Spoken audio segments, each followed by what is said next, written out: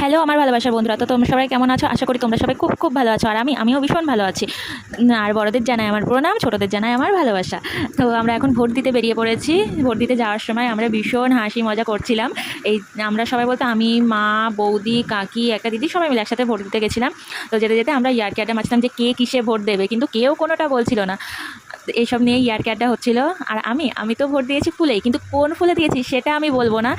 আর বলে ঠলে নিয়ে তারপরে আমি এত সুন্দর একটা গুলুমুলু মেয়ে, মোটা সোটা মেয়ে, আমি বললাম, তারপরে কে কোথা থেকে জানলো, জেনে নিয়ে আমাকে এসে আমার হাড়গোড় ভেঙে দিল, সেটা আমি একদমই চাই না। তো এইসব নিয়ে আমরা ইয়ার্কি আড্ডা মারছিলাম।